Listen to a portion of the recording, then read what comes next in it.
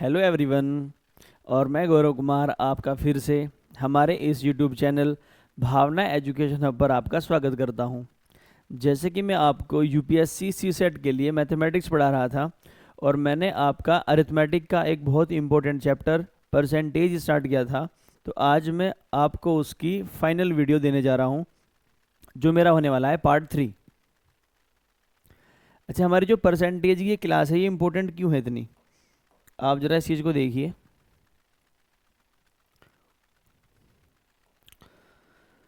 Including past 10 years questions of percentage with best 30 plus questions provided by BEH, that is Bhavna education hub. Bhavna education hub द्वारा प्रदान किए गए 30 सर्वोत्तम प्रश्नों के साथ प्रतिशत के पिछले 10 वर्षों के प्रश्न शामिल हैं। ये जो हमारी वीडियो है जो 3 पार्ट में है आपके पास, आप देखोगे इसको। अब तक यूपीएससी ने जितने भी क्वेश्चन परसेंटेज से पूछे हैं, एक तो इन वीडियोस में उनका डिटेल सॉल्यूशन है विद शॉर्ट ट्रिक, और उन पर बेस्ड जितने भी सवाल बन सकते हैं वो सारे के सारे हमने इसमें कवर करा रखे हैं। तो आप ये वीडियो जरूर देखें अगर आपको यूपीएससी सीसेट 2024 क्लियर करना है तो। हमारा पहला सवाल है आज का। अ पर्सन सेव्स 16 से ही 2/3% of his income. If his income is increased by 20% and his expenditure is decreases by 10%, then his saving is increased by rupees 34,000. Find his initial income. एक व्यक्ति अपनी आय का 16 से ही 2/3% बचाता है। यदि उसकी आय 20% बढ़ जाती है और उसका व्यय यानी खर्च 10% कम हो जाता है तो उसकी बचत 34,000 रुपये बढ़ जाती है। उसकी प्रारंभिक आय ज्ञात कीजिए। और इसके लिए पहले हम सीखेंगे एक कॉन्सेप्ट। कॉन्सेप्ट ये कि जो इनकम है मेरी,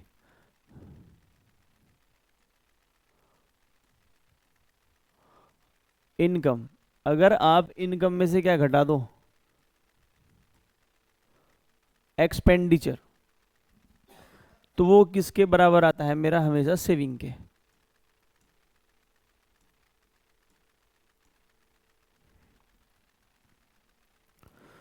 और इनकम क्या होती है मेरी, आय। एक्सपेंडिचर क्या है मेरा, खर्च। और सेविंग क्या है मेरी, बचत। सेविंग क्या है मेरी, बचत। अगर हम एक क्वेश्चन पुटअप करें, कोई भी एग्जाम्पल लें, हम एग्जाम्पल लेते हैं ये वाला। एक व्यक्ति अपनी आय का 25% बचत करता है। यदि उसकी आय 20% बढ़ जाए और उसका खर्च 10% बढ़ जाए तो बचत में प्रतिशत बदलाव ज्ञात करें। रैंडम एग्जाम्पल लेते हैं कोई, उसे वहीं पर सोल्व करेंगे। हम मानते हैं कि जो एक आदमी है उसकी इनकम 100 रुपये है। उसकी इनकम कितनी है, 100 रुपये। वो 80 रुपये खर्च करता है। 80 रुपये खर्च करता है तो बचाएगा कितने, 20 रुपये। बचाएगा कितने, 20 रुपये। अगर हम इसकी इनकम 20% बढ़ा दें और इसका जो खर्च है वो 10% बढ़ा दें, वो हम 10% बढ़ा दें, तो हमें बताना पड़ेगा कि जो बचत में क्या परिवर्तन आएगा। बचत बढ़ेगी तो कितनी बढ़ेगी, घटेगी तो कितनी घटेगी। अच्छा, अगर इनकम 100 है, अगर वो आपने 20% बढ़ा दी तो 100 का 20% 20 ही होता है, तो वो कितनी हो जाएगी, 120। जो खर्च है वो आपने कितना बढ़ाया है, 10%। 80 का 10% कितना होता है, 8। तो 80 में अगर आप 8 ही जोड़ दोगे तो कितना हो जाएगा, 88, 88। और 120 में से अगर आप 88 घटाएंगे तो आपके पास कितना बचेगा, 32, 32। यानी कि जो पहले आप 20 रुपये बचत करते थे अब कितनी करते हैं, 32। तो आपकी जो बचत है वो कितनी बढ़ी है, 12। और मुझे अगर परसेंट में निकालना तो 12 कितने पर बढ़ी है, 20 पर, और गुना 100। तो 20 पंजे 100 और 12 पंजे 60%। यानी जो मेरी बचत में वृद्धि है, जो मेरी बचत में वृद्धि है वो कितनी है मेरी 60%। लेकिन हम इसको एक अलग मेथड से करेंगे जिसको हम बोलते हैं डेविएशन मेथड। वो क्यों फायदेमंद है वो देखिए जरा। ये जो 120 है, ये जो 120 है, ये है क्या एक्चुअली 100 इसकी प्रारंभिक इनकम है, 100 इसकी प्रारंभिक इनकम है और 20 इसकी इनकम बढ़ी है। इसकी पहला खर्च कितना है 80, खर्च कितना बढ़ चुका है 8।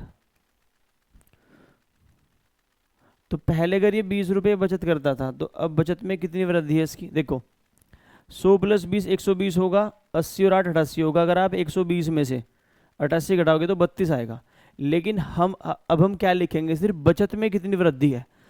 तो पहले बचत कितनी थी 20 थी, जैसे ही आप 20 में से 8 घटाओगे तो कितना है 12, यानी जो बचत है उसमें वृद्धि कितनी है 12। यानी कि अगर मैं हर एक की सिर्फ वृद्धि लिखूं, हर एक की मैं क्या लिखूं वृद्धि, तो अगर ये 20% बढ़ेगा तो ये कितना बढ़ेगा 20। अगर इसको मैं 10% बढ़ाऊंगा तो ये कितना बढ़ेगा सिर्फ 8, और 20 में से अगर आप 8 घटाओगे तो कितना आएगा 12। यानी जो मेरी बचत है वो कितनी बढ़ी है 12 बढ़ी है। और 12 कितने पर बढ़ी है 20 पर बढ़ी है, और गुना 100। तो मेरी जो बचत में प्रतिशत बदलाव आएगा वो कितना आएगा 60%। तो इसमें फ़ायदा क्या है इसका, अगर क्वेश्चन कैलकुलेटिव है तो मुझे ये नहीं लिखना पड़ने का। मान लो अगर ये 400 है, उसका फिर 20% निकालो, फिर इसमें जोड़ो, वो झंझट खत्म है। आप डायरेक्ट क्या करोगे, ये अगर 500 भी है और वो 20% बढ़ रही है तो डायरेक्ट आप क्या बढ़ा दोगे उसको, जितना वो बढ़ रही है इतना। इसका एक एग्जाम्पल यहीं पर और लेते हैं और फिर इसको ख़त्म करते हैं। हम सिर्फ क्या लिखेंगे, हमारी कौन चीज़ कितनी बढ़ रही है और कौन चीज़ कितनी घट रही है। हम मान लेते हैं कि एक आदमी का 500 रुपये है और वो 100 रुपये खर्च करता, वो 400 रुपये खर्च करता है, तो बचाएगा कितना 100 रुपये। अगर एक आदमी की आय 500 रुपये है और वो 400 रुपये खर्च करता है तो कितने बचाएगा वो 100 रुपये। उसकी इनकम बढ़ा देते हैं 25% और उसका खर्च बढ़ा देते हैं 10%। तो प्रतिशत बदलाव देखते हैं किसमें, बचत में। तो अब हम क्या करेंगे, 500 का जो 25% आय बढ़ी है उसको बढ़ा देते हैं, और 500 का 25% कितना होगा 125। यानी जो आय है उसमें बढ़ोतरी कितनी है 125 की।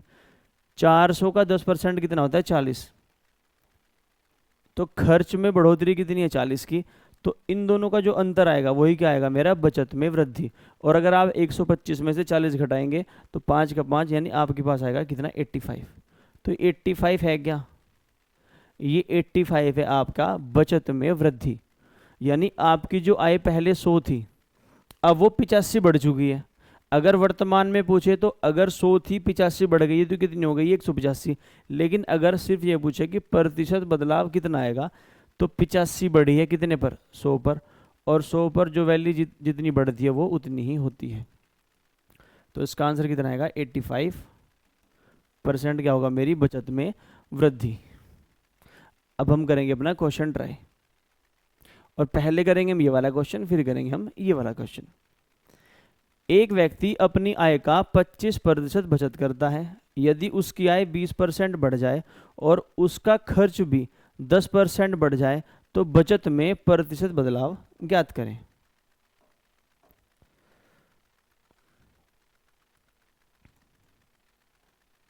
देखो अगर इनकम में से क्या घटा दे एक्सपेंडिचर, तो क्या जाएगा मेरा सेविंग। एक व्यक्ति अपनी आय का देखो 25% क्या करता है सेविंग। 25% का क्या मतलब होता है प्यारे बच्चों 1/4। यानी अगर 4 रुपये इनकम करी है तो 1 रुपया उसने बचा लिया है। अगर 4 रुपये इनकम करी है तो सेविंग कितनी है उसकी 1, तो खर्च कितने के होंगे 3। अब इनकी मुझे परसेंटेज लिखनी है इसलिए मैं 2 जीरो बढ़ा लूंगा। इसको मैं कितना मान लूंगा 400, इसको 300 और इसको 100। इसने कहा है कि आपकी जो आय है वो कितनी बढ़ जाती है 20%। यानी ये जो है कितना बढ़ चुका है 20%। और आपको पता है 400 का 20% कितना होगा 80। यानी जो इनकम है वो कितनी बढ़ी है वो 80 बढ़ी है। जो मेरा खर्च है वो कितना बढ़ा है, खर्च बढ़ा है 10%। खर्च कितना बढ़ा है मेरा 10%। और 300 का 10% कितना होता है 30। तो हमेशा आप इसमें से क्या घटाओगे ये, क्योंकि आय में से जब खर्च घटेगा तभी क्या आएगी बचत। तो आय में बढ़ोतरी 80 की है, खर्च में बढ़ोतरी 30 की है। जब आप इनको घटाएंगे तो आपके पास आएगा बचत में कितनी बढ़ोतरी है। 80 में से अगर आप 30 घटाओगे तो कितना आएगा 50। यानी आय कितनी बढ़ी है मेरी 50, और बढ़ी कितने पर है 100 पर, और 100 पर जो वैल्यू जितनी बढ़ेगी वो उतने क्या हो जाएगी परसेंट, क्योंकि 50/100 गुना 100। अगर यहाँ पर एक क्वेश्चन, तो आंसर कितना आ गया इसका 50% इंक्रीज। अगर आपसे एक क्वेश्चन ये पूछ लेता कि भाई ये जो है 10% घट जाता है, खर्च जो है 10% घट जाता है, देखो एक ही सवाल में सारे डाउट क्या हो जाएंगे आपके क्लियर। जो खर्च है वो कितना घट जाता है मेरा 10%। अगर 10% घटेगा तो 300 का 10% कितना होता है 30, यानी 30 रुपये घट चुका है। जब आप 80 में से 30 घटाओगे, -30 घटाओगे, यानी 80 माइनस 30, देखो इसमें से हमेशा ये घटना है, तो 80 में से जब -30 घटाओगे तो कितना आएगा प्लस का 110। तो इस कंडीशन में आंसर कितना होता है, कोई सामान 100 था, 100 की बचत थी, वो 110 बढ़ गई तो कितनी हो जाएगी 110%। तो अपने सवाल पर वापस आ जाते हैं।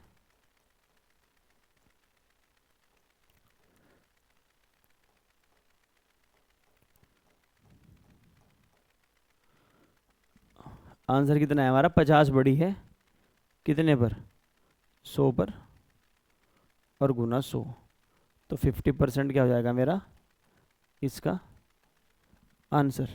नेक्स्ट, अब करेंगे हम ये वाला ट्राई। अ पर्सन सेव्स 16 सही 2/3% of his income if his income is increased by 20% and his expenditure is decreases by 10%, then his saving is increased by 3400 रुपये। Find his initial income। ये जो क्वेश्चन हमने सॉल्व किया है ये वाला, देखो ये सवाल और ये सवाल ये सेम ही है।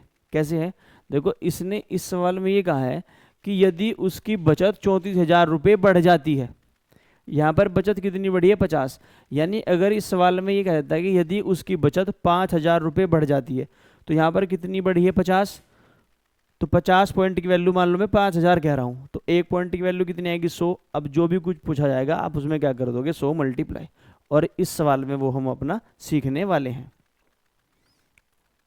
देखो सबसे पहले हमें क्या लिखना पड़ेगा कि भाई जब मैं इनकम में से क्या घटाऊंगा एक्सपेंडिचर, तो मेरा क्या आ जाएगा सेविंग। अब हम देखते हैं ये 16 सही 2/3% क्या है।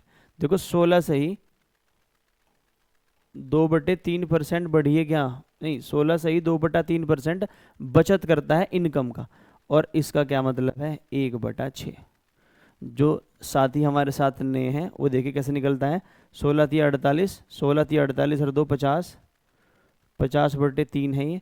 और किसी भी परसेंटेज का अगर मुझे भिन्न लिखना हो तो मैं 100 से क्या करता हूँ उसको डिवाइड, 50 से कट करेंगे 100 को 2 बार, और 3 दूनी 6, यानी इसका क्या मतलब है 1/6। यानी अगर उसकी इनकम 6 है तो उसकी बचत कितनी है 1 है, तो वो खर्च कितने करता होगा 5। जैसे पिछले सवाल में करा था, अब इसमें हम दो क्या लगाएंगे 0, क्योंकि इनकी निकलनी है परसेंटेज। जो जितना बढ़ रहा है उसको उतना बढ़ा दीजिए। देखिए क्या बढ़ रहा है, यदि उसकी आय 20% बढ़ जाए तो जो आय है वो कितनी बढ़ी है 20%। 600 का 20% कितना होता है 120। ऐसे निकाल दें 600, हमने सबसे पहली वाली क्लास में सीखा था 20/100, 2 जीरो से 2 जीरो कैंसिल, और 20 की 120। जो उसका खर्च है वो कितना बढ़ा है, वो घट गया है, वो कितना है 10% कम हो जाता है, तो हमें बताना है। और जिसके कारण जो उसकी बचत है वो 34,000 रुपये बढ़ जाती है। 500 अगर खर्च है वो 10% घट गया तो कितना घट जाएगा 50। और मैंने आपको क्या कहा था, आप इसमें से हमेशा क्या घटाओगे ये, अगर आप 120 में से -50 घटाओगे तो 120 माइनस 50। अगर 120 में से आप 50 घटा दो माइनस के तो कितना जाएगा, ये माइनस माइनस प्लस हो जाएगा 170। यानी जो मेरी बचत है, और ये क्या है बचत में बढ़ोतरी, बचत नहीं है ये बचत में बढ़ोतरी। तो मेरी बचत कितनी बढ़ गई है, 170। इसके हिसाब से जो मैंने मान रखा है, और सवाल में कितनी बढ़ रखी है, 34,000। यानी मेरे 170 पॉइंट की वैल्यू सवाल में 34,000 के बराबर है। तो एक पॉइंट की वैल्यू कितनी कह सकता हूं मैं, 17 दूनी 34, 200। अब मुझसे जो भी कुछ पूछा जाएगा मैं उसमें क्या मल्टीप्लाई कर दूंगा, 200। मुझसे क्या पूछा गया है, फाइंड हिज इनिशियल इनकम, उसकी प्रारंभिक आय ज्ञात कीजिए। उसकी प्रारंभिक आय कितनी है, 600।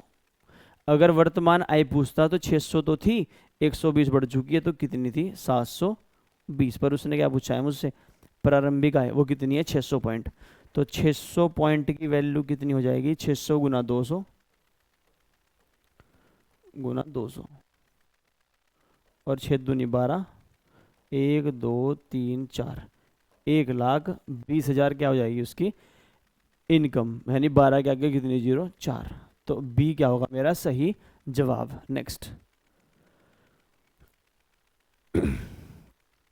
ए अपनी आय का 50% घरेलू वस्तुओं पर खर्च करता है और शेष 50% परिवहन पर, 25% मनोरंजन पर, 10% खेल पर खर्च करता है और शेष 900 रुपये की राशि बचा लेता है।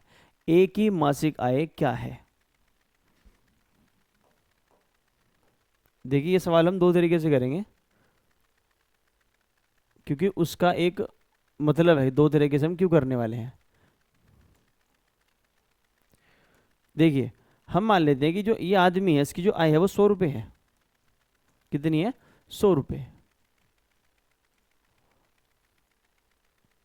इसने क्या किया, 50% घर की चीजों पर खर्च कर दिया। तो 50% अगर खर्च कर देगा,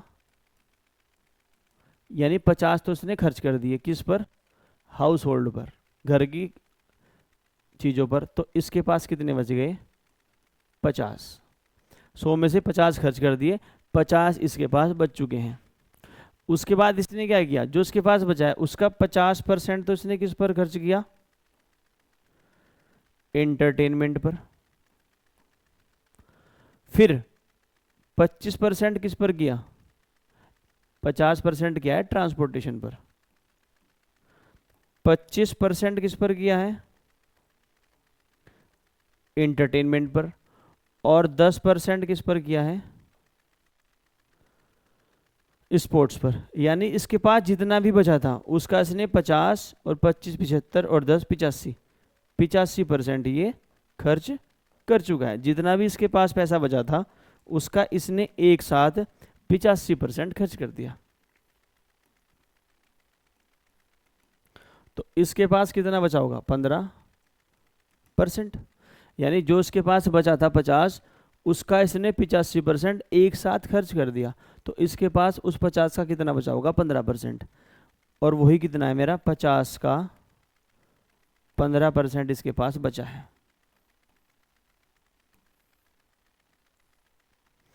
और वो क्वेश्चन में कितना है, 900 रुपये। कितना है, 900 रुपये। यानी इतने पॉइंट की वैल्यू कितनी है मेरी, 900। 50 से कट करेंगे, कितनी बार कटेगा, 2 बार। यानी 15/2, पॉइंट की वैल्यू कितनी है मेरे पास, 900।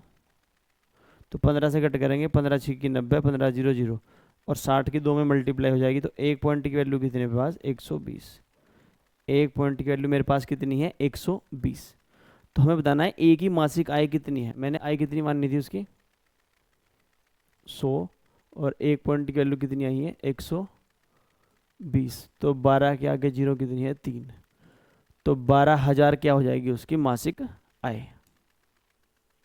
तो 12,000 क्या हो जाएगी उसकी मासिक आय। एक तरीका और ऐसे करने का, अगर मुझे देखो इस सवाल को ऐसे करने में फ़ायदा ये है, अगर वो पूछ लेता कि उसने घर की चीज़ों पर कितना खर्च किया, तो आपके पास एक पॉइंट की वैल्यू कितनी है, 120 है।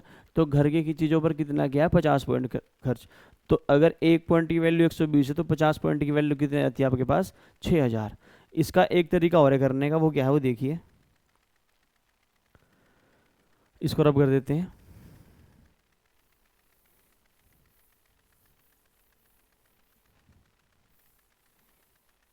इसकी मेरे को जरूरत पड़ेगी। देखो हम मान लेते हैं कि उसकी जो इनकम है वो कितनी है, x रुपये है। वो कितनी है x। और हमको अब हम क्या लिखेंगे, सिर्फ सेविंग, हम क्या लिखेंगे, बचत। अगर उसकी इनकम x रुपये है और उसने 50% घर की चीज़ों पर खर्च कर दिया तो उसके पास कितना बचेगा, 50%। अगर 50% खर्च कर दिया तो कितना बचेगा, 50%। और 50% का मतलब क्या होता है, 1/2। ये उसके पास बच चुका है। फिर जो बचा हुआ है उसका एक साथ उसने कैसे खर्च किया, 50% ट्रांसपोर्टेशन पर, 25% इंटरटेनमेंट पर और 10% स्पोर्ट्स पर, यानी 85% एक साथ खर्च कर दिया। तो उसके पास कितना बचेगा, 15%, 15/100। और यही किसके बराबर है, 900 के। 15 से कट करेंगे, 15 छक्की 90, 15 0 0। तो यहाँ पर x की वैल्यू कितनी आ गई, 2 गुना 100 गुना 60। तो x की वैल्यू कितनी आ जाएगी मेरी, 12,000। तो 12,000 क्या हो जाएगी उसकी इनकम। अगर सिर्फ इनकम निकालनी हो तो सबसे बढ़िया तरीका यही है। नेक्स्ट, एक शहर की जनसंख्या में लगातार 10% की दर से गिरावट की वजह से 3 वर्ष बाद जनसंख्या 14,58,000 रुपये हो जाती है। तो शहर की प्रारंभिक जनसंख्या ज्ञात करें। कोई शहर है, उसकी हर एक साल में जो जनसंख्या है वो 10% घटती जाती है और 3 साल बाद वो 14,58,000 हो जाती है। तो आपको बताना है शहर की प्रारंभिक जनसंख्या कितनी थी। हम मान लेते हैं कि जो शहर की प्रारंभिक जनसंख्या थी वो कितनी थी, वो x थी। वो कितनी थी, x। अगर वो 10% घटी है, पहले साल में कितनी घटी है, 10%। तो 10% का मतलब कितना होता है, 1/10। 10% का मतलब कितना होता है, 1/10। यानी कर वो 10 थी तो कितनी घट चुकी है, 1। तो कितनी रह जाएगी, 9/10। यानी पहले साल में अगर वो 10 थी तो कितनी रह जाएगी, 9। और ऐसा कितने साल तक हुआ है, 3 साल तक। तो अगले साल भी 9/10, उससे अगले साल भी 9/10। लगातार 3 वर्षों तक 10%, 10%, 10% घटती रहेगी। और 3 साल बाद ये कितनी हो जाती है, 14,58,000। 14,58,000। तो यहाँ से आपको x की वैल्यू निकालनी है। देखिए ये 9 गुना 9 और गुना 9 है, यानी ये 9 का क्यूब है। और 9 का क्यूब कितना होता है, 729। अगर आप थोड़ा सा ध्यान देंगे, ये 729 का डबल ही तो है। 729 का क्या है, डबल। यानी इन तीनों की जो मल्टीप्लाई है वो 729 है और ये 729 का क्या है, डबल। यानी अगर इनसे मैं कट करूंगा तो कितना आएगा, 2। तो 2 के आगे कितनी जीरो है यहाँ पर, 1 2 3 4 5 6। यानी 2 के आगे जीरो कितनी होनी चाहिए, 6। 1 2 3 4 5 6। तो ये क्या हो जाएगा मेरा आंसर। तो x की वैल्यू कितनी हो जाएगी मेरे पास, 2, 1 2 3 4 5 6। यानी 20 लाख उस शहर की जनसंख्या पहले थी। नेक्स्ट, एक चुनाव में 3 उम्मीदवार ए, बी और सी थे। जीतने वाले को कुल मतों का 43% मत मिला और बी और सी को मिले मतों का अनुपात 13:6 है। और सबसे ज़्यादा मत और सबसे कम मत पाने वाले उम्मीदवारों के मतों का अंतर 36,000 है। कुल मतों की संख्या ज्ञात करें। देखिए इलेक्शन पर यूपीएससी कभी कभी क्वेश्चन पूछ लेता है, तो थोड़ा इम्पोर्टेंट होने वाला है सवाल, इसको ध्यान से देखना। एक चुनाव में 3 उम्मीदवार थे। हम मान लेते हैं कि चुनाव में जो कुल मत हैं वो कितने हैं, 100 हैं। और उम्मीदवार कितने हैं, 3। एक तो ए मान लेते हैं, एक बी मान लेते हैं और एक सी मान लेते हैं। ए बी और सी मान नहीं सकते, दे रखे बी और सी। जीतने वाले को कुल मतों का 43% मत मिलता है। हम मान लेते हैं कि वह जीतने वाला ए है और ये कितने ले जाता है, कुल मतों का 43%। और कुल मत कितने हैं, 100। यानी इसे कितने मिल जाएंगे, 43%। अगर 100 में से 43 ए को मिल गए, अगर 100 में से 43 ए को मिल गए तो बचे कितने भाई, 100 में से 43 घटाओगे तो कितने बच गए, 57। तो 57% किसे मिलने हैं, बी और सी को। 57% किसे मिलने हैं, बी और सी को। और बी और सी को जो मत मिलते हैं उनका अनुपात कितना है, 13:6। यानी ये अगर बी मान लेते हैं, अगर ये सी मान लें, अगर इसको 13 मत मिले हैं तो उसको कितने मिले हैं? 6 मत मिले हैं। अगर बी को 13 मिलते हैं तो इसे कितने मिलते हैं? 6। तो दोनों को कितने मिलते हैं? 19। और 19 पॉइंट की वैल्यू कितनी है? 57%। तो 1 पॉइंट की वैल्यू कितनी आ जाएगी? 3%।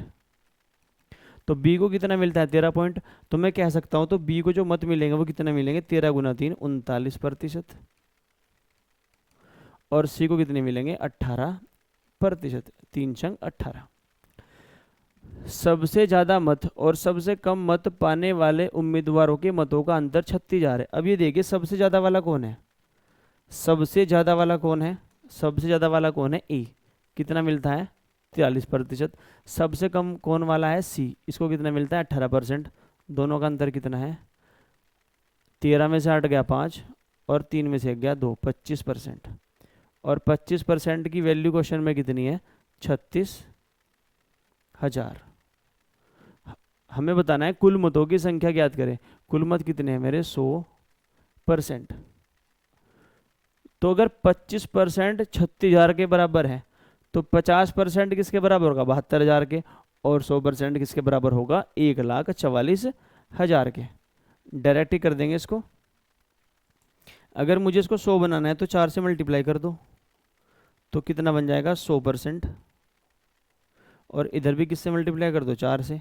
36 चौका कितने होते हैं? 1,44,000। तो 1,44,000 कुल मत हैं। नेक्स्ट।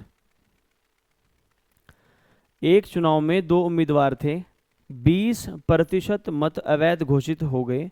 जीतने वाले को वैध मतों का 55% मत मिला और वह 24,000 मतों से जीत गया। कुल मतों की संख्या ज्ञात करें। ऐसा ही क्वेश्चन यूपीएससी ने प्रीवियस ईयर में पूछ रखा है, उसको भी आगे डिस्कस करेंगे। देखो सवाल इस बार ये है कि आपके पास एक चुनाव में 2 उम्मीदवार हैं,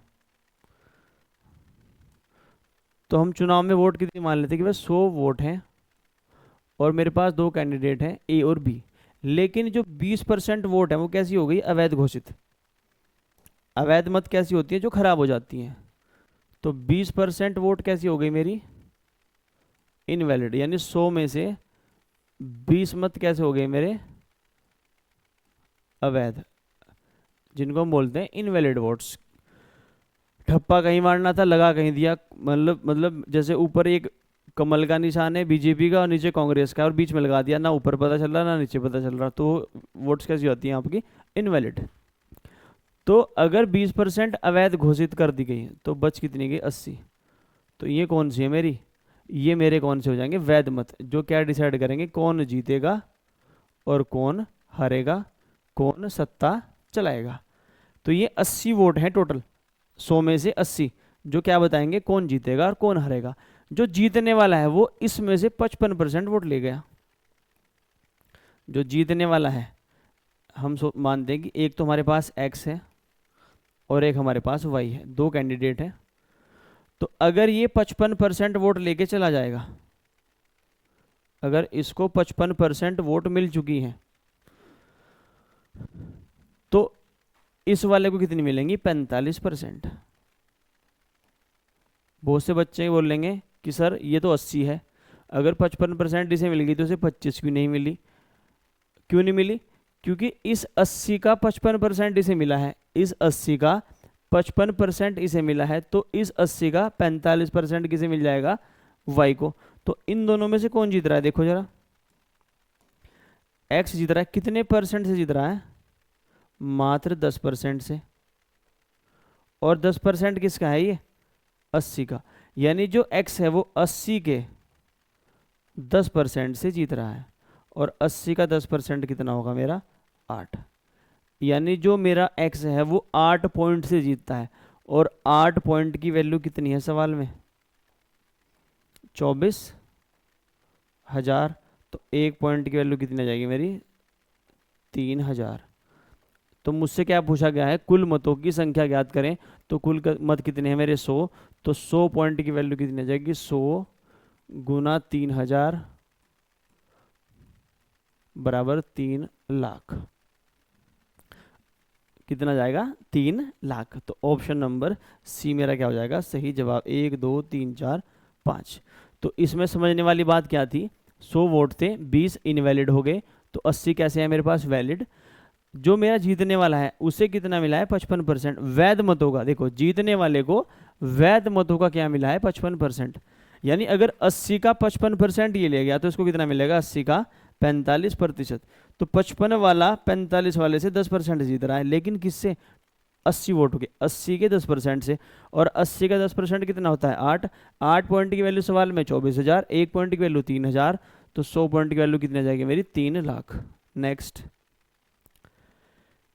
एक चुनाव में 2 उम्मीदवार थे, 20% मतदाताओं ने मतदान नहीं किया और 1,000 मत अवैध घोषित हो गए। जीतने वाले को वैध मतों का 60% मत मिला और वह 3,000 मतों से जीत गया। वैध मतों की संख्या ज्ञात करें। देखो इस बार जो इनवैलिड वोट्स हैं वो नंबर्स में हैं, कितनी है 1,000, और पिछली बार जो इनवैलिड वोट थी वो किस में थी परसेंटेज में। ध्यान रखना, चुनाव का अगर कोई भी आप क्वेश्चन करोगे तो हार और जीत सिर्फ और सिर्फ वैध मतों पर होंगी, वैलिड वोट्स पर होंगी। तो हम क्या मान लेते हैं, हमारे एक चुनाव में कितनी वोट है 100 है, 20% तो मतदाताओं ने मतदान ही नहीं किया, तो 20% लोग कैसे थे जो वोट डालने नहीं गया। तो गया कौन है 80% लोग वोट डालने गए हैं।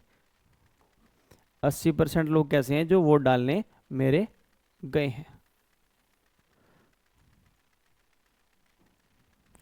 लेकिन जो वोट डालने गया उससे आपकी हार और जीत आप नहीं बता सकते, वो आप किससे बताएंगे वैध मतों से, वैलिड वोट से। लेकिन वैलिड वोट है कितनी 80 नहीं है, इसमें क्या है 1,000 मत कैसी है मेरी अवैध घोषित है।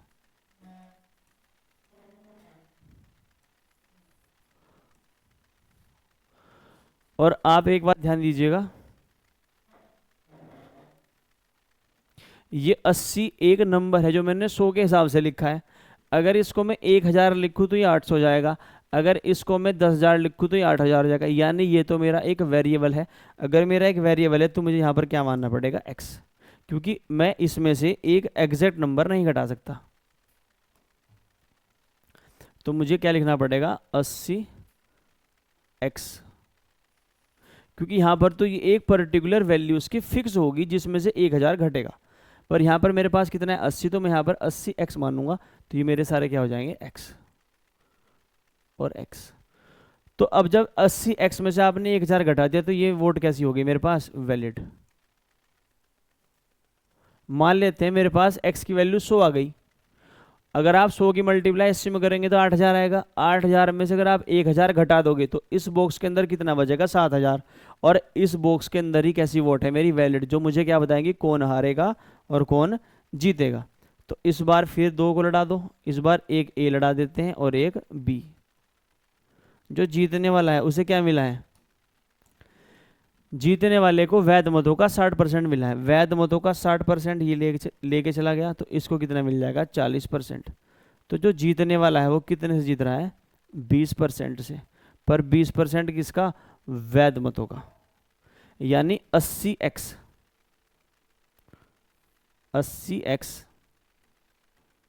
माइनस 1,000, और इसका जो 20% है, और 20% का मतलब क्या होता है 1/5, वही क्या है मेरा 3,000, क्योंकि वो कितनी वोट से जीत रहा है 3,000 मतों से। तो 80x माइनस 1,000 की वैल्यू कितनी आ जाएगी 5 या 15,000। और इसने क्वेश्चन में क्या पूछा है वैध मतों की संख्या ज्ञात करें। अगर आप इस बॉक्स के अंदर देखोगे तो ये वैध मत ही तो है कितने 80x माइनस 1,000, और यहाँ पर आपने 80x माइनस 1,000 की वैल्यू निकाल दी, तो आंसर कितना जाएगा मेरा 15,000, जो कि ऑप्शन में नहीं है। तो एक ऑप्शन बना लेते हैं ई 15,000।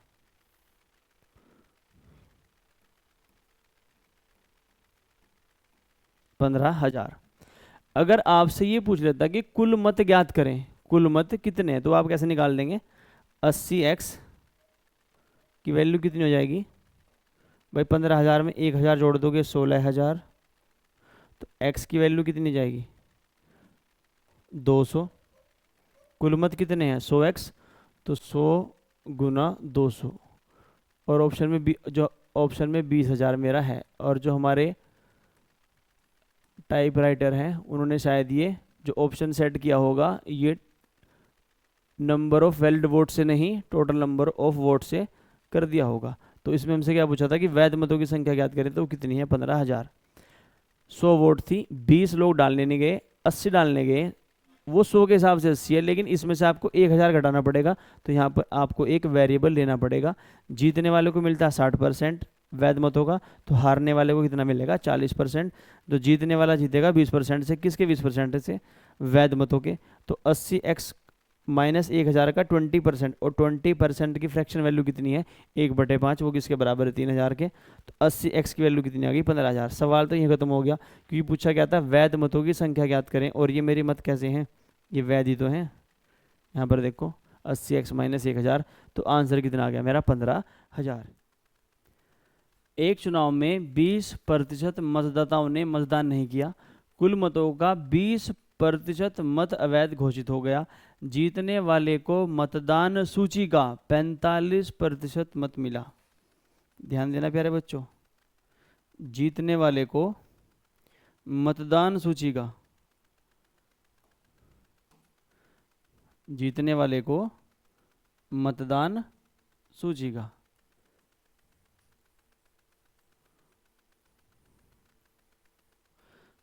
जीतने वाले को मतदान सूची का 45% मत मिला। और यहाँ पर क्या है, जीतने वाले को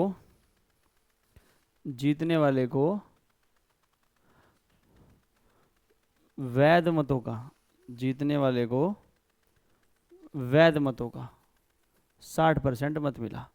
तो दोनों सवाल में बहुत अंतर है, वो देखा कैसे। और वह 9,000 मतों से जीत गया, और वह 9,000 मतों से जीत गया। तो मतदान सूची ज्ञात करें।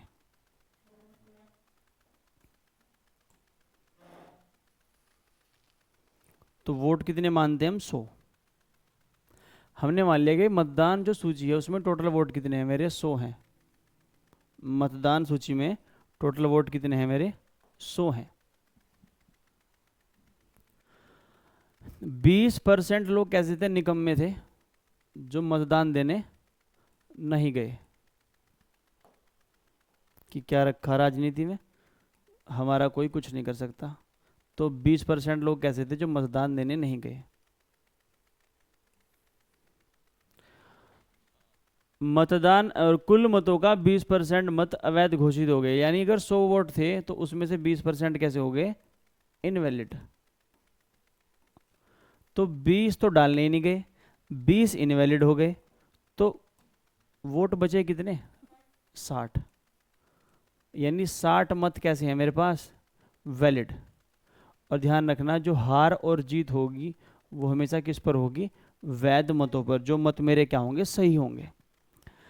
अब जीतने वाले को मतदान सूची का, मतदान सूची कितनी है 100 है, इसका 45% वोट मिला। एक्स को जिता देते हैं, एक्स और वाई। मतदान सूची कितनी है 100, इसका 45% वोट किसे मिला, जीतने वाले को, एक्स को जिता देते हैं। अगर 100 में से 45 वोट किसे मिला है, इसे। वोट कितनी है 60, तो इसे कितना मिलेगा। जब वैध मतों की बात थी, अगर इसे 45% वोट मिलता वैध मतों का, तो इसे अपने आप 55 मिल जाता। लेकिन इस सवाल में क्या है, 100 में से 45 किसे मिल गई, एक्स को, यानी जो ये 60 है इसमें 45 तो एक्स की हैं, तो इसकी कितनी बचेंगी 15। तो ये कितनी मतों से जीत रहा है 30, और 30 पॉइंट की वैल्यू सवाल में कितनी है 9,000। तो एक पॉइंट की वैल्यू कितनी आएगी 300। मुझे क्या निकालना है, मतदान सूची ज्ञात करें, वो कितनी माननी थी मैंने 100 गुना 300, 3 के आगे जीरो कितनी आ गई 4, 3 के आगे 4 जीरो कहां पर है मेरी, ऑप्शन नंबर सी में। दोबारा देखना, जीतने वाले को मतदान सूची का 45% वोट मिला, यानी जो 60 वोट हैं उसमें से 45 किसके हैं, एक्स के, टोटल 60 है तो इसके कितने होंगे 15। ये 30 से जीत रहा है सवाल में 9000 से। 30 पॉइंट की वैल्यू 9000, 1 पॉइंट की वैल्यू 300, तो 100 पॉइंट की वैल्यू कितनी जाएगी 30,000। तो इस पर बेस्ड एक क्वेश्चन है आपका यूपीएससी में, वो देखिए क्या है।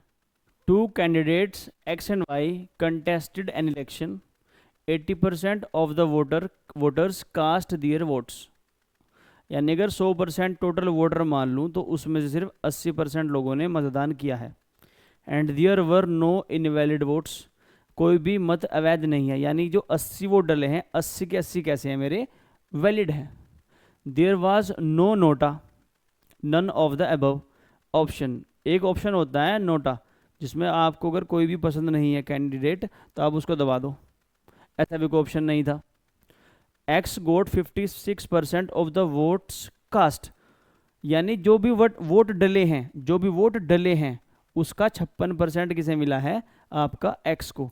और डले कौन से हैं, जो वैलिड वोट हैं, क्योंकि इसने कहा है कि सिर्फ 80% ही वोट डल पाए और कोई भी वोट अवैध नहीं है, यानी 80 के 80 कैसे हैं वैलिड, यानी कास्ट जो वोट हुई है वो 80 हुई हैं और उसमें से 56% किसे मिला है जीतने वाले को।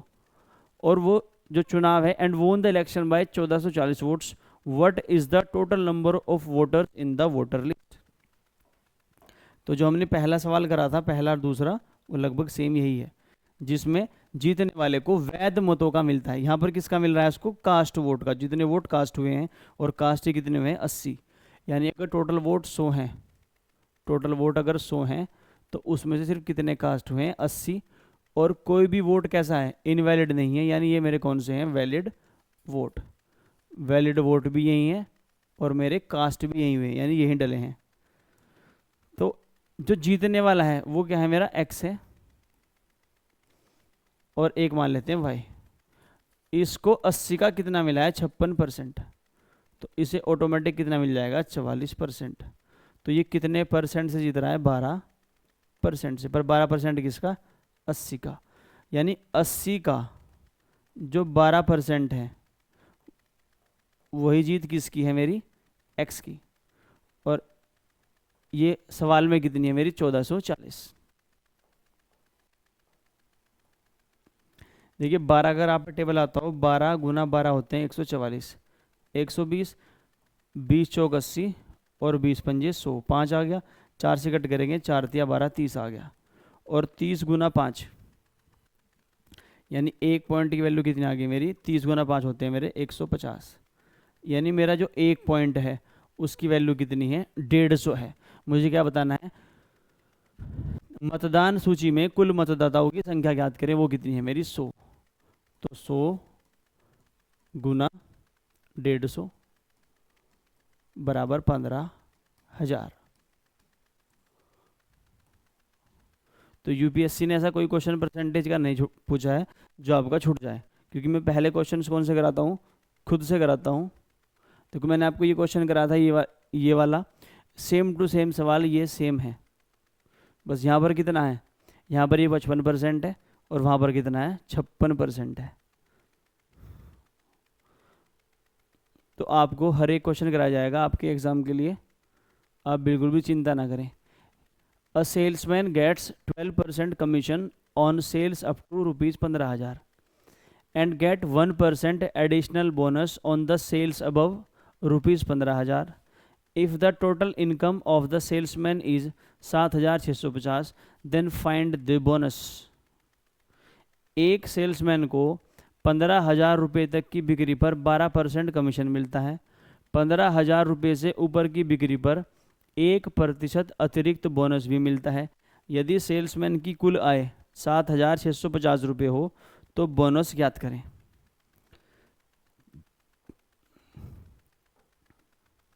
अगर ढंग से नहीं पढ़ोगे बच्चों तो फिर सेल्समैन ही बनना पड़ेगा, तो इसलिए सवाल ढंग से कर लो, फिर सेल्समैन बनना नहीं पड़ने का। एक सेल्समैन है, अगर वो 15,000 रुपये तक की बिक्री करेगा तो उसे 12% कमीशन देगी कंपनी, लेकिन उसे क्या कहती है कि भाई अगर तू 15,000 रुपये से ऊपर की सेल करेगा तो तेरा 12% तो है ही, तुझे 1% एक्स्ट्रा बोनस भी मिलेगा, जिसकी वजह से जो उसकी इनकम है वो कितनी होगी 7,650। तो आपको ये बताना है कि उसे कितने रुपए का बोनस मिला है। तो सवाल ज़्यादा भारी नहीं है, आसान नहीं है। अब देखिए कैसे करते हैं इसको।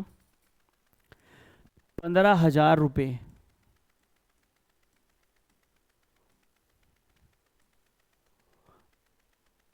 और एक 15,000 रुपये से ऊपर। 15,000 रुपये तक जो इसका बोनस है वो कितना है, वो 12% है। वो कितना है, 12% है। और 15,000 रुपये से ऊपर 12% तो मिलता ही मिलता है, पर 1% क्या है इसका बोनस। यानी 15,000 रुपये से ऊपर ये कितनी भी सेल करे, इसे कितना परसेंट मिलेगा, 13%। 15,000 रुपये से ऊपर ये कितने परसेंट, 15,000 रुपये से ऊपर ये कितनी भी इनकम करे, इसका जो बोनस होगा वो कितना होगा, 13%।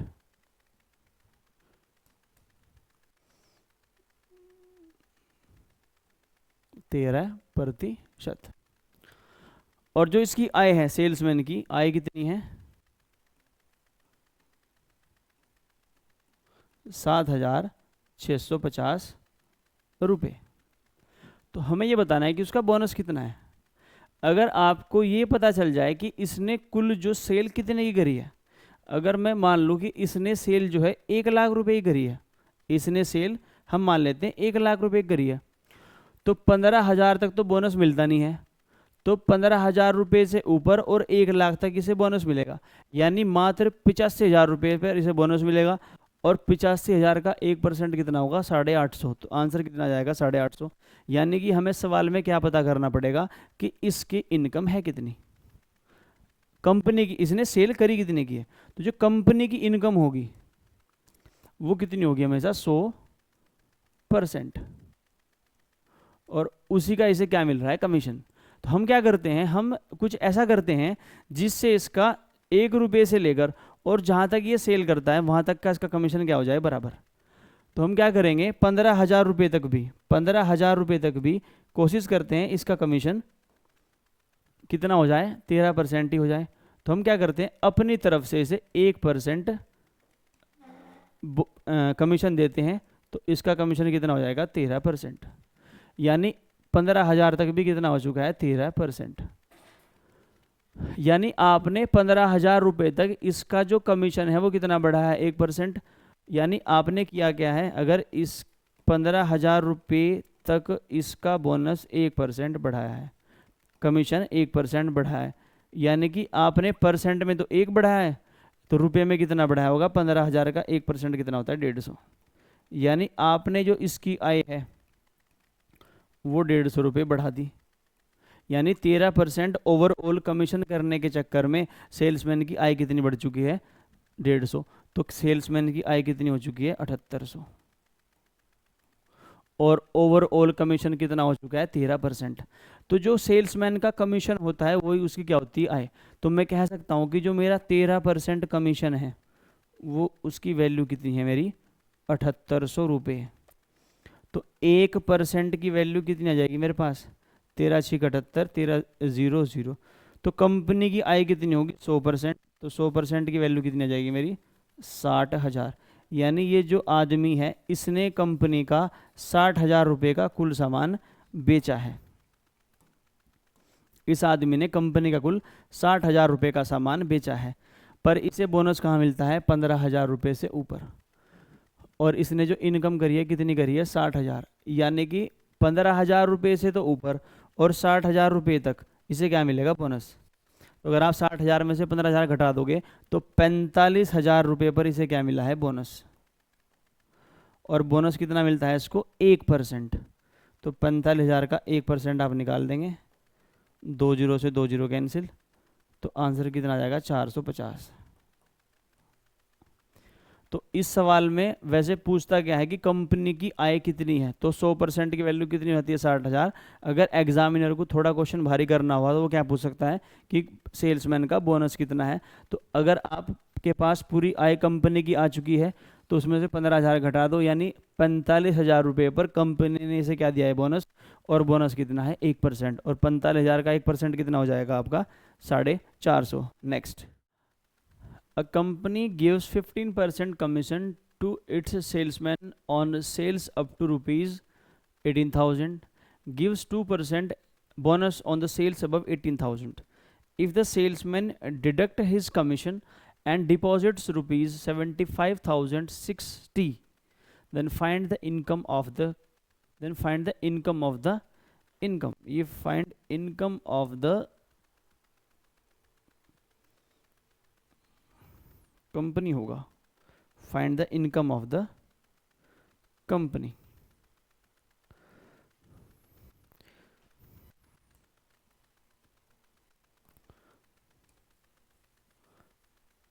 Income of the company, company की आय ज्ञात करें, यानी कंपनी ने कुल कितने रुपए का सेल करी, इनकम ऑफ द कंपनी।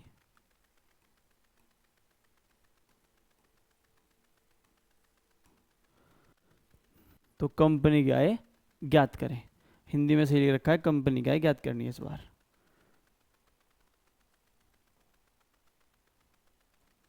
तो पिछले वाले सवाल में क्या था, पिछले वाले क्वेश्चन में हमें क्या दिया था, सेल्समैन की आय, और इस बार क्या दिया है, सेल्समैन ने अपनी आय काटकर, सेल्समैन ने अपनी आय काटकर कितने जमा किए हैं, 75,060 रुपये। तो 18,000 रुपये तक तो कितना कमीशन है, 18,000 रुपये तक कमीशन कितना है इसका, 15%। और 18,000 रुपये से ऊपर कमीशन कितना है, 15% तो है ही, प्लस 2% क्या है इसका, बोनस। तो मैं कह सकता हूँ 18,000 रुपये से ऊपर ये जितनी भी सेल करेगा इसका कमीशन कितना हो जाएगा, 17%। यानी 15,000 रुपये, 18,000 रुपये से ऊपर जितनी भी ये सेल्समैन सेल करेगा इसका कमीशन कितना होगा, 17%। कंपनी की जो आय होती है वो कितनी होती है, 100%। हमें क्या करना है, ओवरऑल इसका कमीशन कितना करना है, 17%। यानी मैं 2% इसको अपनी तरफ से दूंगा, यानी मैं इस सेल्समैन की आय 2% बढ़ा रहा हूँ सिर्फ 15,000 रुपये तक, क्योंकि मुझे 15,000 रुपये तक ही 17% करना है, ताकि मेरा ओवरऑल कमीशन कितना हो जाए, 17%।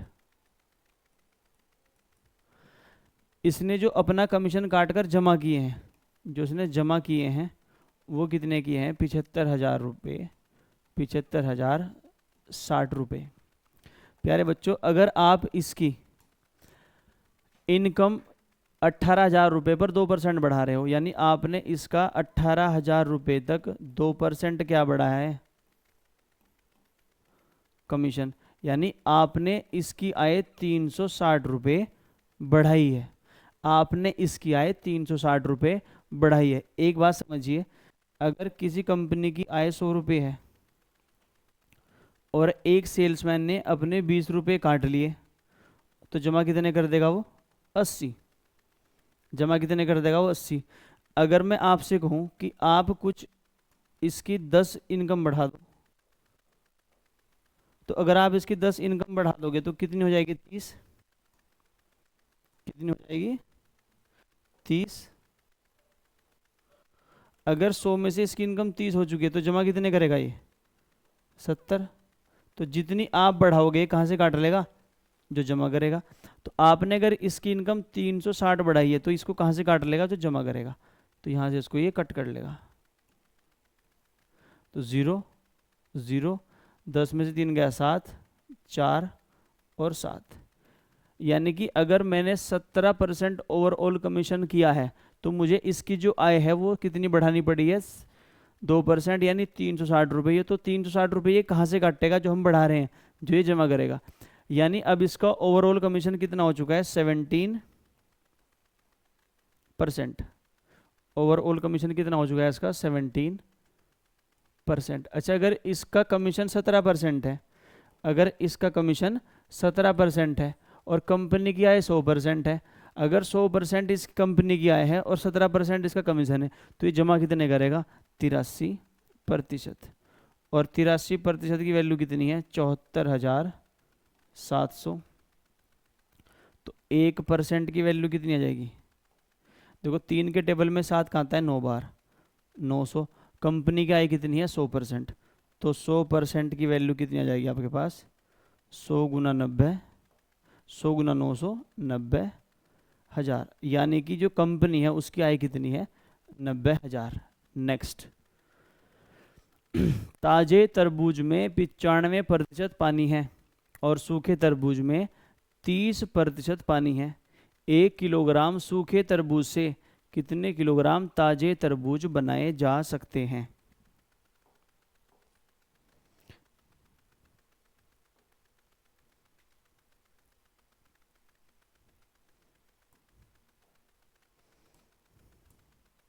देखिए, आपके पास एक तरबूज है, उसमें 95% पानी है।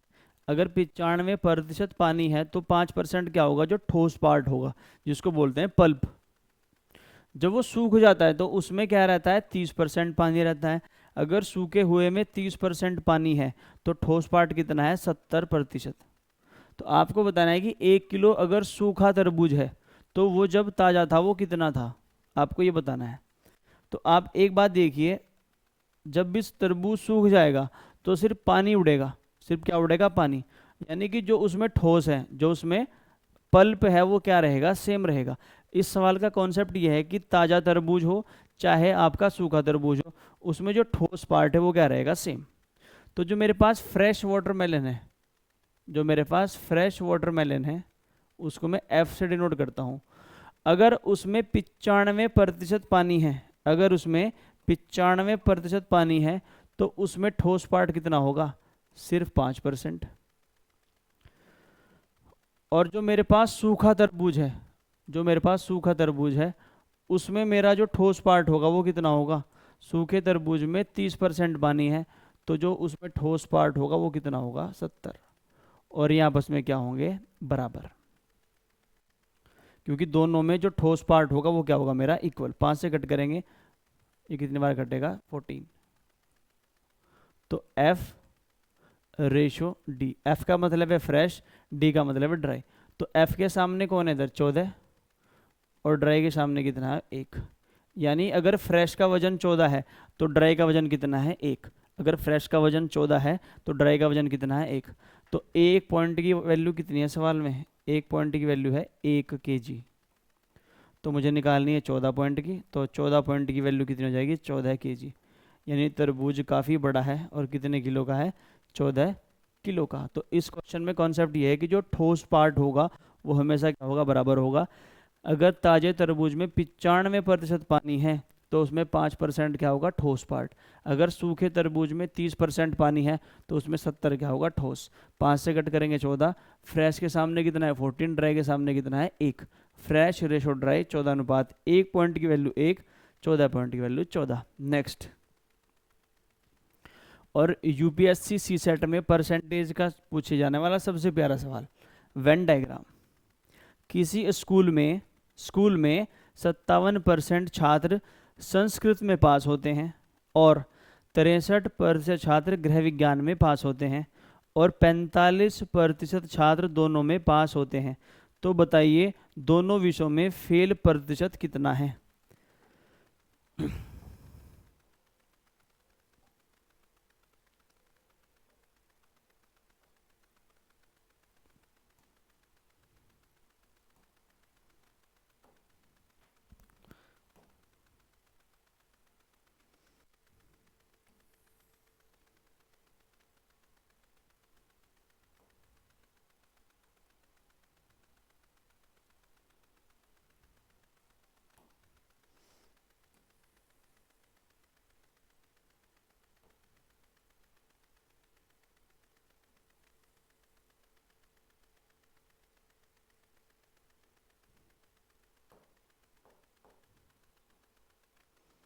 देखिए, एक स्कूल में 57% छात्र संस्कृत में पास होते हैं। ये जो हमने बनाया है इसका मतलब है 100% छात्र, 100% स्टूडेंट। इस रेक्टेंगल के अंदर, इसको बोलते हैं यूनिवर्सल सेट, इस रेक्टेंगल के अंदर कितने हैं, 100% बच्चे हैं। उसमें क्या हिसाब किताब है, जो संस्कृत है, संस्कृत वाले कितने हैं, 57%। तो जो संस्कृत वाले हैं वो कितने हैं, 57%। यानी 57% छात्र जो है आपके संस्कृत में पास होते हैं और जो 63% है वो गृह विज्ञान, जिसको बोलते हैं होम साइंस, उसमें कितने हैं, 63% बच्चे पास होते हैं। तो ये जो वाला सर्कल पहले वाला है ये मान लेते हैं संस्कृत वाला है, और ये दूसरे वाला किसका है, होम साइंस वाला। ये जो कॉमन रीजन है ये वो है जो दोनों में पास है, और वो कितने हैं 45% लोग दोनों में पास होते हैं, तो ये कितना है मेरा 45%। अच्छा, अगर 45% दोनों में पास है, यानी ये जो एरिया है ये 45 है और ये पूरा 57 है, तो केवल संस्कृत में कितने पास होंगे 12%। 12% लोग कैसे हैं जो सिर्फ संस्कृत में पास है, क्योंकि ये जो पूरा सर्कल है ये कितना बनना चाहिए 57। इधर कितना है 63, तो 63 में से अगर 45 घटाओगे तो कितना आएगा 18%। 18% लोग कैसे हैं जो केवल मेरे किस में पास हैं, होम साइंस में, वो ये वाले हैं, ये वाले। और जो सिर्फ और सिर्फ किस में पास है, साइंस में, वो कौन है, ये वाले। इनके जो बाहर हैं वो सारे फेल हैं, वो सारे क्या हैं, फेल। ये बाहर वाले क्या हैं, फेल। तो जो इन सर्कल्स के अंदर है वो तो पास है और बाहर क्या है, फेल। और इसके अंदर कितना है, पूरा 100%। तो 12 हम मान लेते हैं, जो फेल है वो कितने हैं मेरे, x है। तो 12 तो ये है, 12 कौन है जो सिर्फ किस में पास है, संस्कृत में। 18 कौन है जो सिर्फ किस में पास है, होम साइंस में। और 45 क्या है, दोनों में जो पास है। तो ये जो मिलाकर है 12 और 18 कितने होते हैं 30, और 30 और 45 कितने होते हैं 75। तो 75% लोग कैसे हैं जो किसी ना किसी चीज में पास हैं। तो 12 प्लस 45 प्लस 18, तो 75 और प्लस x किसके बराबर हो जाएगा, 100 के।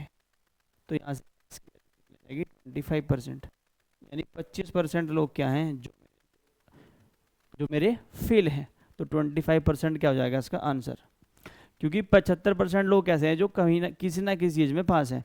तो टोटल 100% है, तो मेरे 25% आदमी कैसे होंगे, बच्चे जो फेल हैं। नेक्स्ट, एक परीक्षा में बैठने वाले 130 छात्रों में से 62 अंग्रेजी में, 52 गणित में असफल रहे, जबकि 24 अंग्रेजी और गणित दोनों में असफल रहे। अंततः उत्तीर्ण होने वाले विद्यार्थियों की संख्या कितनी है।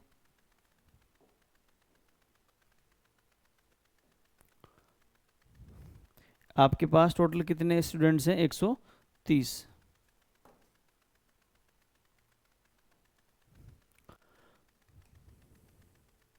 टोटल स्टूडेंट्स कितने हैं 130, उसमें से क्या हिसाब किताब है,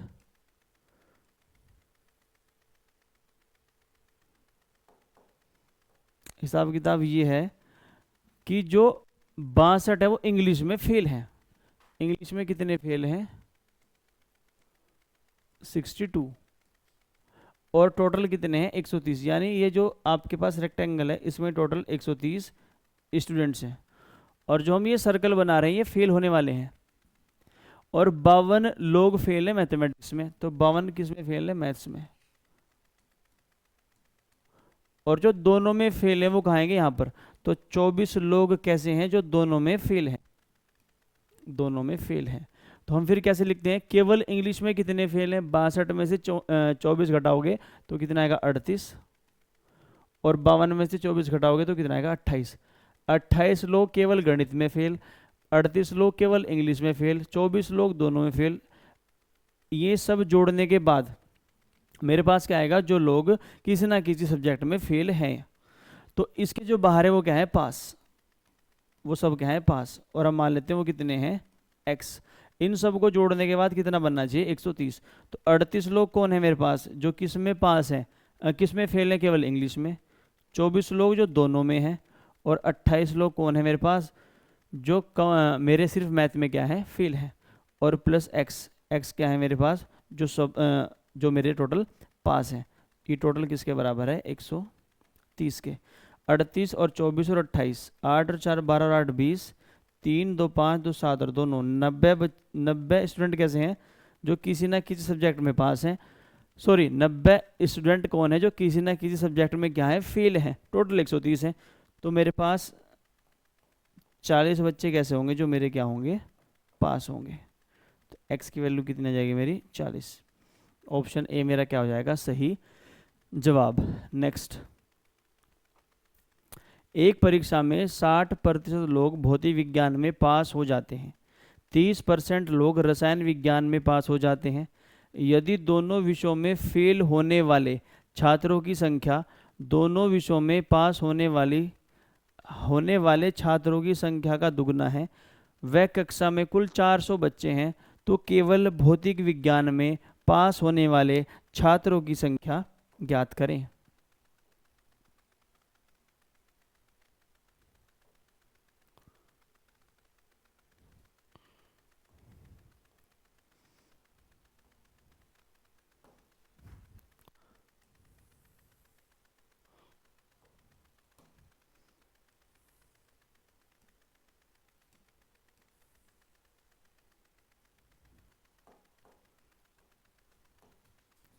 एक परीक्षा में 60% लोग किस में फिजिक्स में पास हैं। जो फिजिक्स में पास हैं वो कितने हैं 60%। जो केमिस्ट्री में पास है वो कितने हैं मेरे 30%। यदि दोनों विषयों में फेल होने वाले छात्रों की संख्या दोनों विषयों में पास होने वाले छात्रों की संख्या का दुगना है। देखो जो दोनों विषयों में फेल, ये कितना है टोटल, इसको मान लेते हैं 100%।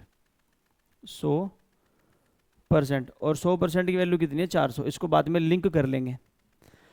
यदि दोनों विषयों में फेल होने वाले छात्रों की संख्या दोनों विषयों में फेल होने वाले छात्रों की यदि दोनों विषयों में फेल होने वाले छात्रों की संख्या दोनों विषयों में पास होने वाले छात्रों की संख्या का दुगना है।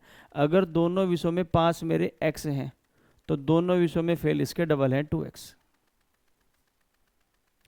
अगर ये पूरा 60 है और ये x है तो ये कितना हो जाएगा 60 माइनस x, और ये कितना हो जाएगा 30 माइनस x। अगर मैं इन सर्कल के अंदर जो भी है उसको जोड़ दूं तो ये कौन है जो मेरे किसी ना किसी सब्जेक्ट में पास है या दोनों में पास है, और इसके बाहर कौन है जो फेल है, और सब कुछ जोड़ने के बाद मेरा किसके बराबर है 100% के। देखो जब इसको आप जोड़ोगे 60 माइनस एक्स प्लस एक्स तो 60 ही बचेगा, 60 प्लस और ये 30 माइनस एक्स और प्लस 2x। 2x कौन है जो आपके बाहर फेल है, इक्वल टू किसके बराबर है 100 के। तो 60 और 30 90 plus x is equal to 100। तो मेरी x की वैल्यू कितनी आ जाएगी 10। मुझे बताना है केवल फिजिक्स में कितने बच्चे पास हैं। जरा एक बात ध्यान देना, जो केवल फिजिक्स है वो कौन सा ये वाला है, ये वाला, और ये किसके बराबर है 60 माइनस एक्स के। और मेरी जो x की वैल्यू है वो कितनी है, जो मेरी x की वैल्यू है वो कितनी है 10 है। तो 60 में से अगर आप 10 घटाओगे, 60 में से अगर मैं 10 घटा दूँ तो कितना आएगा 50%। तो 50% लोग कैसे हैं जो केवल मेरे फिजिक्स में पास हैं, जो केवल मेरे फिजिक्स में पास हैं। और टोटल बच्चे कितने हैं 400। तो 400 का 50% कितना होगा 1/2, यानी 200 बच्चे कैसे हैं जो केवल मेरे फिजिक्स में पास हैं। अगर वो पूछता केवल केमिस्ट्री में कितने पास हैं, तो अगर 30 में से आप 10 घटाते तो 20% बच्चे कैसे हैं जो केवल केमिस्ट्री में पास हैं। और 400 का 20% कितना होता है 80। अगर वो पूछता कि दोनों विषयों में कितने पास हैं, तो कितने पास है x की वैल्यू कितनी है 10, तो 400 का 10% कितना होता है 40। अगर वो पूछता दोनों विषयों में कितने फेल हैं, तो कितने हैं 2x, x की वैल्यू 10 है, 2x की वैल्यू 20, तो 400 गुना 20 80%। यानी एक ही सवाल से आपसे कुछ भी पूछा जा सकता है और आप हर एक चीज़ निकाल सकते हैं। नेक्स्ट, एक स्कूल में 100 छात्र हैं, 73% छात्र खो खो खेलते हैं, 20% छात्र खो खो नहीं खेलते हैं, 7% बच्चे कोई भी खेल नहीं खेलते हैं। तो ज्ञात कीजिए कितने बच्चे दोनों खेल खेलते हैं।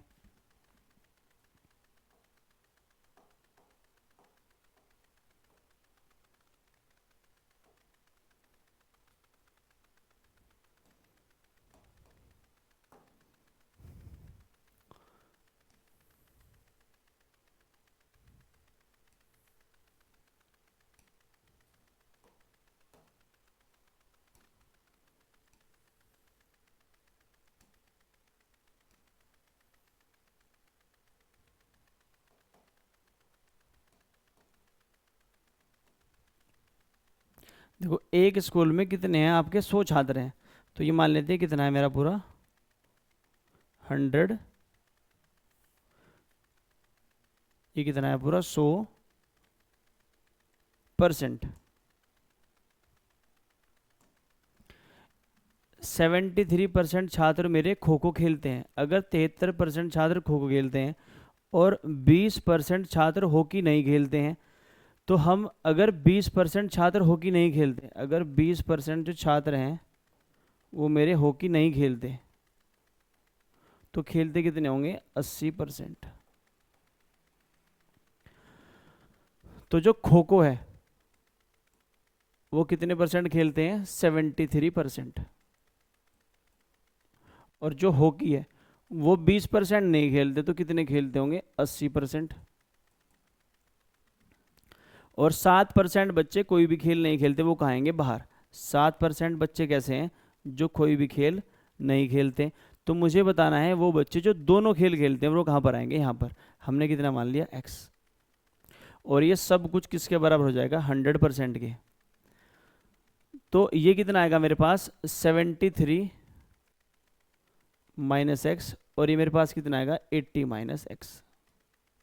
इन सब को जोड़ देंगे 73 माइनस एक्स और प्लस एक्स और प्लस 80 माइनस एक्स। ये लोग कौन हैं जो मेरे कोई ना कोई खेल खेलते हैं, और 7 कैसे हैं जो कोई भी खेल नहीं खेलते, और ये किसके बराबर हैं 100 के।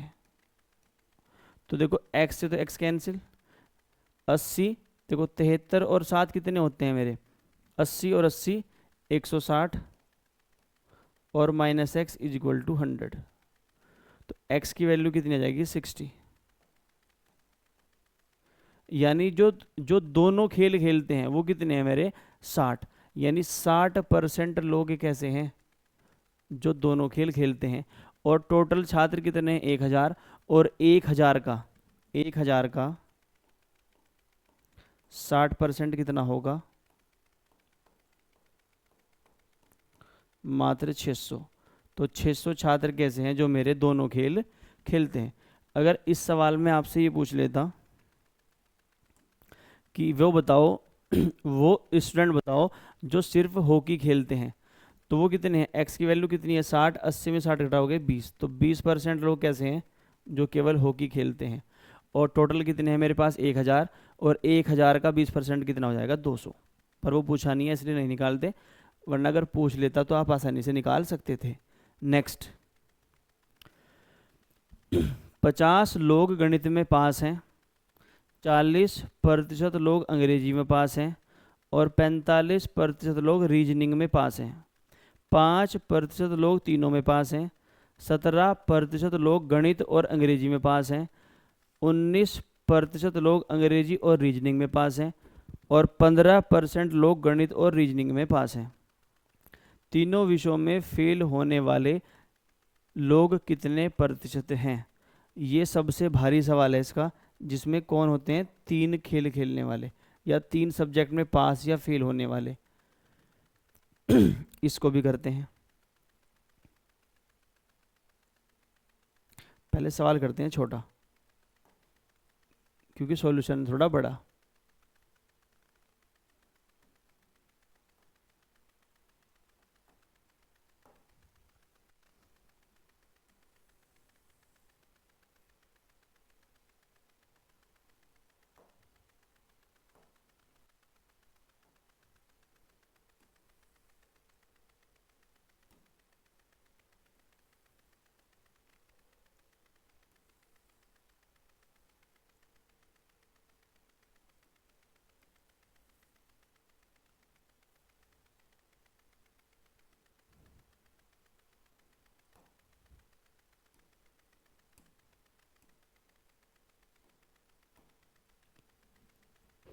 पचास परसेंट लोग हैव पास्ड इन मैथमेटिक्स, 50% लोग गणित में पास हैं, तो इसको मान लेते हैं मैथ्स।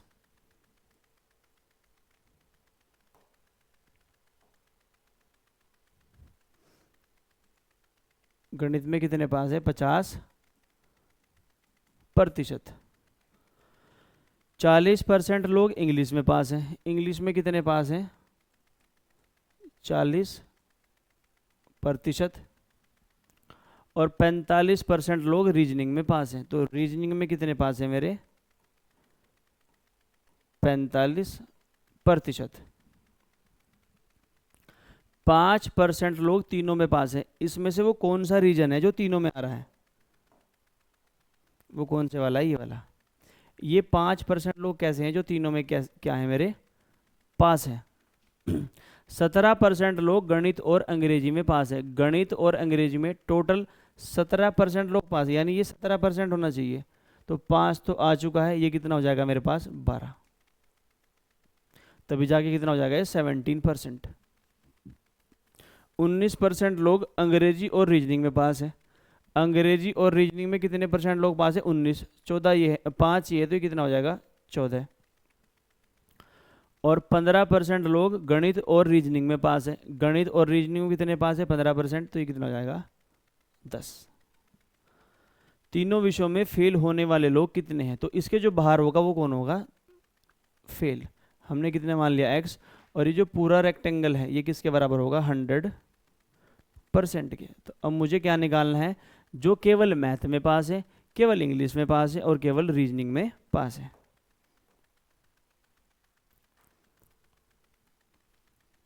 अगर ये 50 है तो 10 और 5 15, 15 और 12 27, तो ये कितना हो जाएगा? 23। 12 और 5 17, 17 और 14 31, तो ये कितना हो जाएगा? 9। 10 और 5 15, 15 और 14 29, तो ये कितना हो जाएगा? 16। ये जो भी कुछ लिखा है सर्कल के अंदर, ये कौन है जो कम से कम, जो या तो तीनों में पास है या दो में पास है, कम से कम एक में पास है। और इनके जो बाहर होगा वो क्या होगा? फेल होगा। और टोटल किसके बराबर होगा? 100% के। तो ये जो वैल्यू है ये वाली, ये तो पूरी 50 है। 50 प्लस ये कितनी है? 16 और 14 30 और 9, 16 और 14 30 और 9 39, प्लस x इक्वल टू 100।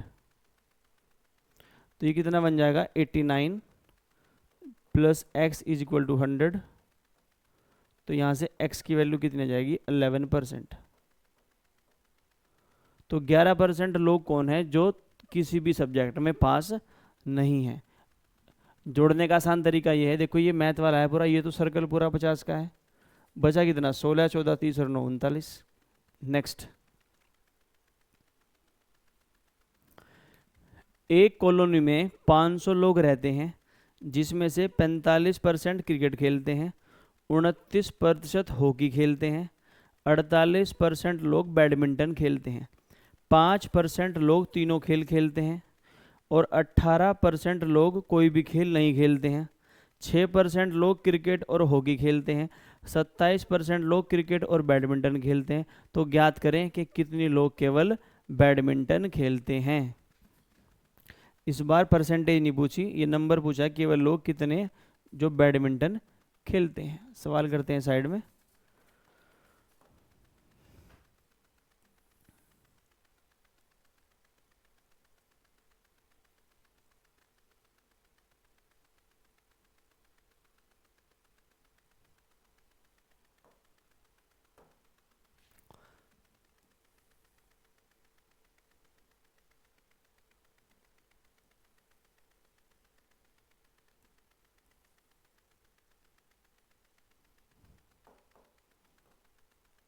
तो इस जो रेक्टेंगल के अंदर होगा वो कितने हैं? 100%, 100%।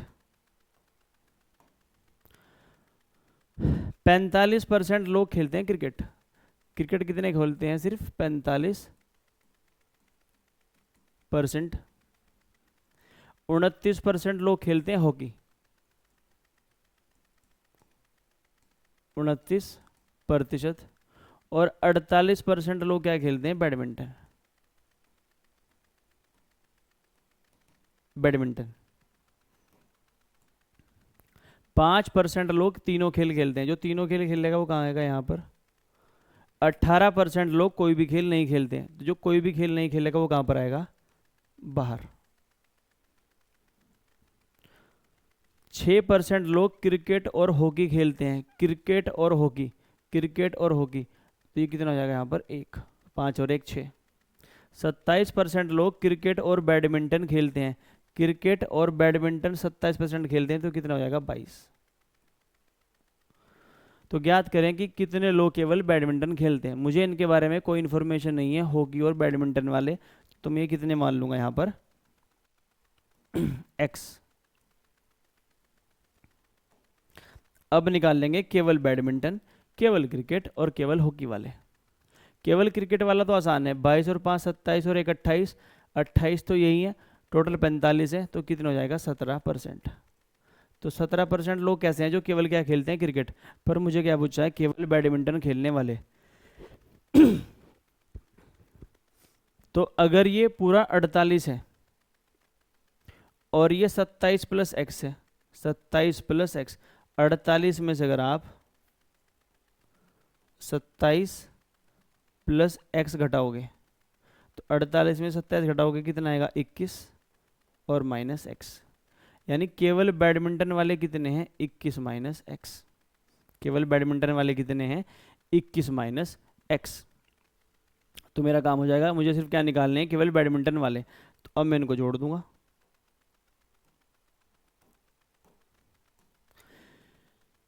जो ये वाला सर्कल है पूरा, ये वाला, इस पूरे की वैल्यू कितनी है 29 प्लस इस पूरे वाले सर्कल की, और इस पूरे वाले सर्कल से बाहर जो है वो कौन है 17 और 22 39 और प्लस 21 माइनस एक्स और प्लस 18 इज इक्वल टू 100। तो 29 और 18 कितने होते हैं, 29 और 18 होते हैं 47 प्लस 39 और 21 कितने होते हैं मेरे 60 minus x is equal to 100। तो 107 minus x is equal to 100, तो x की वैल्यू कितनी आ जाएगी मेरी 7, यानी जो x है उसकी वैल्यू कितनी है 7। तो मुझे निकालने हैं केवल बैडमिंटन वाले, वो कितने हैं मेरे 21 माइनस एक्स। अगर मैं 21 में से क्या घटा दूँ 7, तो मेरे पास कितना आ जाएगा 14, यानी केवल बैडमिंटन खेलने वाले मेरे पास कितने हैं 14%। तो टोटल लोग कितने हैं 500, और 500 का 14% कितना होगा मेरा 70, 500 का 14%, 14 पंजे कितना होता है मेरा 70। तो केवल बैडमिंटन खेलने वाले लोग कितने हैं मेरे 70। नेक्स्ट, एक शहर की वयस्क आबादी में 40% पुरुष हैं और 30% महिलाएं विवाहित हैं।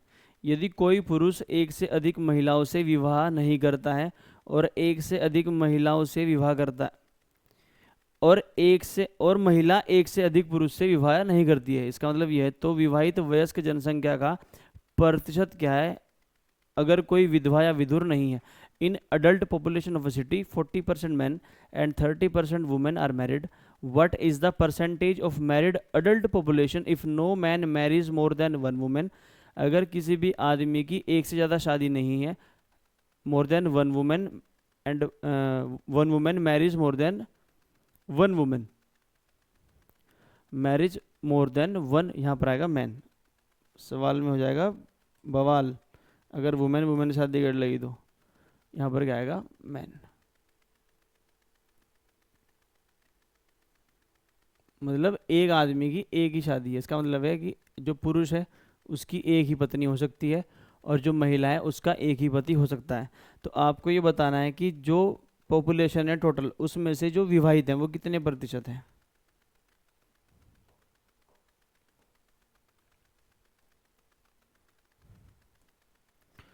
तो सवाल ये है जो मेल हैं, जो पुरुष हैं, जो पुरुष हैं उसमें से 40% क्या है मेरे विवाहित हैं, और जो पुरुष हैं वो किससे मैरिड शादीशुदा, शादी किससे होगी उनकी महिलाओं से। तो महिलाएं कितनी मेरी वुमेन जो है शादीशुदा कितने परसेंट है, वो 30% है। तो ये आपस में क्या हो जाएंगे इक्वल, क्योंकि आदमी की शादी एक ही वुमेन से है और एक वुमेन की शादी एक ही आदमी से, तो जितने आदमी शादीशुदा हैं उतने ही औरतें क्या होंगी, शादीशुदा। तो जितने भी आदमी हैं उसका 40% शादीशुदा है, तो उतने ही वुमेन भी क्या होंगी, शादीशुदा। तो वुमेन का 30% क्या है, शादीशुदा। तो यहाँ से हम निकाल लेंगे मैन रेशो वुमेन, 1 0 से 1 0 कैंसिल, 3:4, यानी अगर 3 मेरे क्या हैं, पुरुष हैं, तो 4 क्या है मेरी महिलाएं। अब इनकी परसेंटेज निकालनी है, तो 1 1 0 बढ़ा लेते हैं, 2 2 0 बढ़ा लेते हैं, चलो 2 2 0 बढ़ा लेते हैं। इसमें बताना क्या है कि कितने परसेंट ऐसी पॉपुलेशन है जो शादीशुदा है। देखो टोटल पॉपुलेशन कितनी है, 700 है। अब आपको बताना है इसमें से शादीशुदा पॉपुलेशन कितनी है। तो जो मैरिड है वो कितने मैरिड हैं, 40%। तो 300 का 40% कितना होगा, 120। अगर 120 पुरुष शादीशुदा है तो वो औरतें भी कितनी होंगी, 120 ही होंगी। तो टोटल जो विवाहित पॉपुलेशन है वो कितनी है, 240 और गुना 100, 2 0 से 2 0 कैंसिल, तो नीचे 7 आना ही आना है, तो ये दोनों ऑप्शन तो क्या हो जाएंगे, कैंसिल। तो 240 को आपको भाग किससे देना है, 7 से। 7 या 21, 4 में से 1 गया, 3 और 0 और 7 यानी 34 बार चलना है, तो 33 वाला ऑप्शन भी क्या हो जाएगा, एलिमिनेट। तो आंसर कितना हो जाएगा, 34 सही 2/7। नेक्स्ट,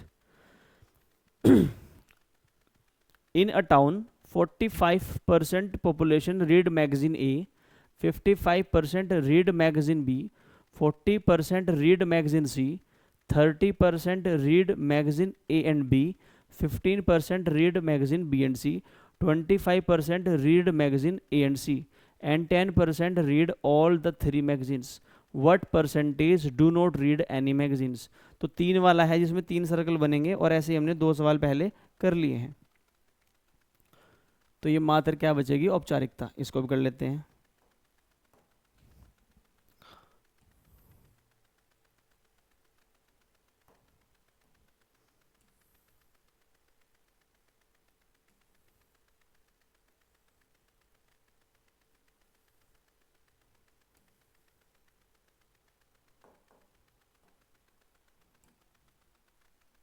तो जो मैगजीन ए पढ़ने वाले हैं वो कितने हैं, 45%। जो मैगजीन ए पढ़ते हैं वो कितने हैं मेरे, 45%। जो मैगजीन बी पढ़ते हैं वो कितने हैं मेरे, 55%। और जो मैगजीन सी पढ़ते हैं वो कितने हैं मेरे, 40%। जो मैगजीन बी पढ़ते हैं वो कितने हैं मेरे, 55%। और जो मैगजीन सी पढ़ते हैं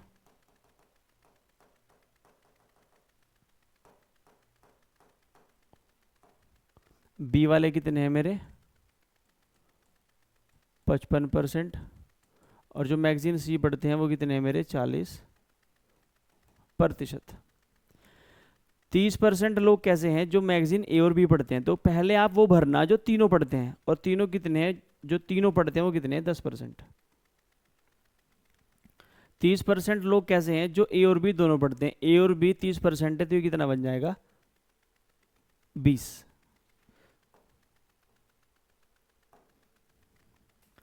15% लोग कैसे हैं जो बी और सी पढ़ते हैं। बी और सी 15% है, ये 10 हो चुका है, कितना होगा, 5। और 25% जो है ए और सी पढ़ते हैं। ए और सी 25% पढ़ते हैं, ये 10 है, तो कितना हो जाएगा, 15।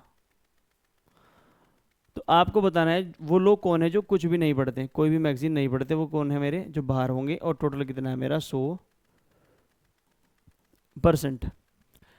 देखो 20 और 10 30 और 15 45, 20 और 10 30, 30 और 15 45। तो 0% लोग कैसे हैं जो मेरे मैगजीन मतलब अकेले मैगजीन ए पढ़ते हैं, यानी कि सिर्फ मैगजीन ए पढ़ने वाले कितने हैं मेरे, 0%।